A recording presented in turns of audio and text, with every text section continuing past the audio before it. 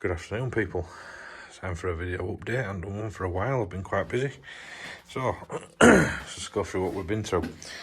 So, kingpins, bushers and bearings were absolutely gone. So I've replaced them. New bushers, new bearings, ground pin suit. New super major hubs fitted. Again, new bearings, new seals. So that's been done on both sides, obviously. That's all done. Now, I've done my rails. My rails are finished. Now, these have been a bit of a labour of love because I've got an idea. Now, some of you might think I'm wrong, but some of you might think I'm right. Now, what I've done is this channel here has a foot top and bottom, above and below the rail, bolted on. This support is welded onto the rail, and at the bottom has channel that goes over, sitting down the edge, and it also has a hook which hooks underneath the edge there with bolts through, 2 bolts through it there. So in theory, when you take out these 2 bolts, take out these 4, then I've got a cross brace bolted in there.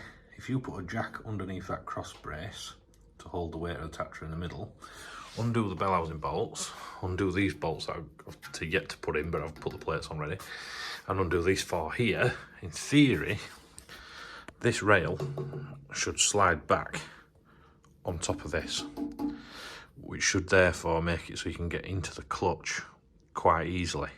That's the idea anyway, because in theory, because obviously that's going to slide top and bottom of there, and that's going to slide on there. They'll obviously come closer together, which will then open up the bell housing. So my idea is that it's got its own incorporated splitting rails by just putting a jack under that centre support there, which is welded onto the PTO cover plate there on the front. So that'll support the weight of the back end of the tractor. But obviously because it's bolted to the rails and the rails carry on, that will then support this when it comes away. That's the idea. So whether that works or not, I don't know. Now, I've had to kink it, step it in there, because as you can see, it goes through to the underside of the back axle. It's bolted on with 2 bolts there. I'll show you.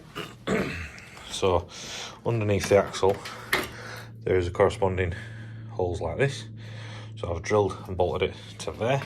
Now there is a step spacer plate, another channel, second channel in there. Now the idea is that when I do the roll bar mounts, I'm going to do a big square plate that bolts on top of here.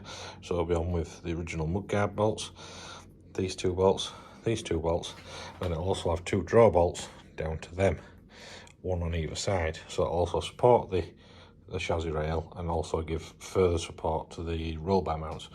Because obviously, I don't know if you've seen, but sometimes when these go over backwards, which obviously nobody wants to do, it breaks off these bolts because there's only a couple of bolts holding it. We're not a right big wide span. So my idea is to make a big plate bigger.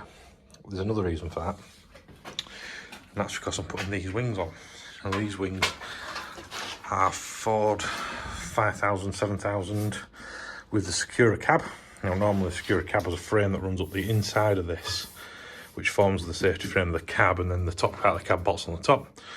Now obviously I ain't got room for that, because this obviously needs to come in a little bit, but there's no room for that.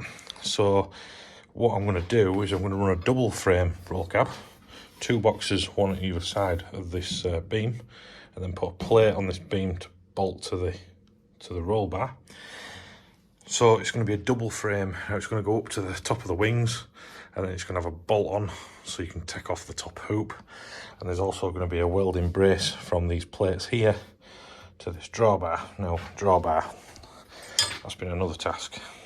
That is off a John Deere, I think if I remember rightly, a 7810 or 79, oh no, sorry, 7820. Now it's a Continental hitch with obviously variable height. Now I've had to narrow the jaw to incorporate where I can fasten it on here. Now it's just on temporary at the moment, it still needs some work. But it mounts on top bolt, bottom bolt. Then I'm going to re-drill one that goes into this bolt hole here. Then it's going to be welded all the way down to this backing plate. This backing plate is going to be bolted on further. Also, obviously that's going to pick up this bottom bolt here. I have to trim a bit out of the bottom there so I can still get to this bottom hole with the drawbar pin, so I can still put the original drawbar on as well. This, obviously, because it's stepped out, clears the PTO shaft, so the PTO shaft's still on. It's got varying heights, and also, well, there's only 2 different settings there, but the jaw is offset, so you turn the jaw upside down, which then gives you the in-betweens. So it works out quite well. So that's what we've got going on there. Another reason for this being like this on the back end, you see there, we've got 2 pieces. This one overhangs the bottom one, so I'm going to weld a bracket into here, which is going to be the pickup point for the roll bars, for the wheelie bars. They're going to go on there. And then the plan is, I've got some bolt-on Cat 1 stubs.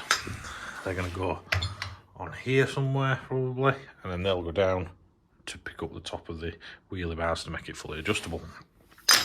That's the plan.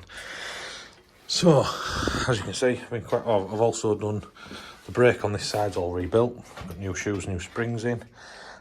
The one on the other side needs doing, but because I'm so limited for room in the garage, I've just sat that wing on loose and sat that wheel on, so I can measure up for what I need to do on this side and copy it. Because if I have 2 wheels on, I can't get around the bloody thing. So I've just put one on at the moment, so then I can just work this side, get this side done, then I'll put the wheel on this side, bolt the wing on, and then copy it for that side. Another thing I've done is I've just sat this on loose. I've made another tank that fits inside there and gives more clearance from the turbo, and we're going to put a heat shield in there as well. Obviously I need to space up the column here to raise the steering height, because it's going to hit the top of the dashboard, and also because we've got the higher wings and we're going to have a higher suspension seat, the steering wheel's going to want to bring it up a little bit anyway. So next job is the weight frame, and then I can get the bottom of the cowl mounted. So that's the next job. So if anybody else has any questions or any comments, please add them to the video, and I'll do my very best to answer them. Cheers, guys.